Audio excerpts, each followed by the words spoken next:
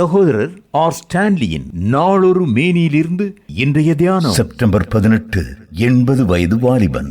நாங்கள் எங்கள் வாழ்நாளெல்லாம் களி கூர்ந்து மகிழும்படி காலைதோறும் எங்களை உமது கிருபையார் திருப்தியாக்கும். சங்கீதம் 90:14.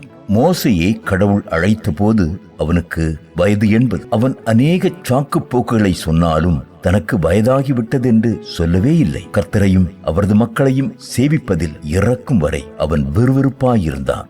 120 வயதில் சாகும் போதும் அவனது கண்கள் மங்கவும் இல்லை, அவனது வலிமை குறையவும் இல்லை. உபாகமம் 34:7. பல்வேறு உலகப் பணிகளிலும் ஏன் கிறிஸ்தவ நிறுவனங்களிலும் ஓய்வு பெறும் காலம் ஒன்று இருக்கலாம். ஆனால் தமக்கு தொண்டாற்றி கொண்டிருக்கும் எவரையும் வயதாகிவிட்டதென்ற ஒரே காரணத்திற்காய் கடவுள் அனுப்பிவிடுவது இல்லை. தொண்டாற்றும் நிறுவனங்களில் ஏதாவது ஒரு தன்னார்வ பணி ஒன்றை கிரமமாய் மேற்கொள்ளும்படி ஓய்வு பெற்றோர் ஊக்குவிக்கப்படுகின்றனர். சோம்பேறியின் மனதே பிசாசின் தொழிற்கூடமாகிவிடும். சகரியா வயது சென்றவனாய் இருந்தாலும் ஆண்டவருக்கு முன் தொடர்ந்து குருத்துவ பணி செய்து கொண்டிருந்தான். மெத்தடிஸ்ட் சபை நிறுவனராகிய ஜான் வெஸ்லி 40 ஆண்டுகள் அடிக்கடி நாளொன்றிற்கு 250 மைல் பயணம் செய்தார். 4 லட்சம் பிரசங்கங்கள் செய்தார். 400 புத்தகங்கள் எழுதினார். 10 மொழிகள் கற்றிருந்தார். 83 வயதில் நாளொன்றுக்கு 15 மணி நேரத்திற்கு மேல் எழுத முடியவில்லையே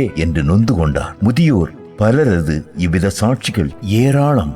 85ஆம் வயதை தாண்டிய பின்னரும் மைக்கேல் ஏஞ்சலோ கவிதைகள் எழுதி கொண்டும் கட்டிடப்படங்கள் வரைந்து கொண்டும் இருந்தார். பல்வேறு சுகவீனங்களும் இருதய நோயும் இருந்த அன்னை தெரசா 87வது வயதில் இறக்கும் வரை தூக்கி எறியப்பட்டவர்க்கும் நேசிக்கப்பட முடியாதவர்க்கும் தான் செய்து வந்த பணியில் தன் புன்முறுவலை இழக்கவில்லை. இறக்கும் வரை கர்த்தருக்கும் மக்களுக்கும் ஊழியம் செய்த எனது பெற்றோரை குறித்து பெருமிதம் அடைகிறேன். ஓர் இராணுவ அதிகாரியாகவும் பின்னர் பொறியியற் கல்லூரி ஒன்றின் பாதுகாப்பு அதிகாரியாகவும் ஓய்வு பெற்ற என் தந்தை 1973 இதே நாளில் இறப்பதற்கு முந்திய தினம் வரை வேதாகமங்கள், பாட்டு புத்தகங்களை நாசரேத் பகுதியில் வீடு வீடாக விற்று வந்தார். எனது தாயார் புற்றுநோய் கண்டு மார்பக அறுவை சிகிச்சை செய்ததால் இனி நடக்கவோ எழுதவோ முடியாது என்ற நிலை ஏற்படும் வரை வேலூரில் இல்லங்களை சந்திப்பதிலும் குடும்பங்களுக்காய் ஜெபிப்பதிலும் கிராம ஊழியம் செய்வதிலும் மிஷனரி பணிக்கு பணம் சேகரிப்பதிலும் தீவிரமாயிருந்தார்கள்.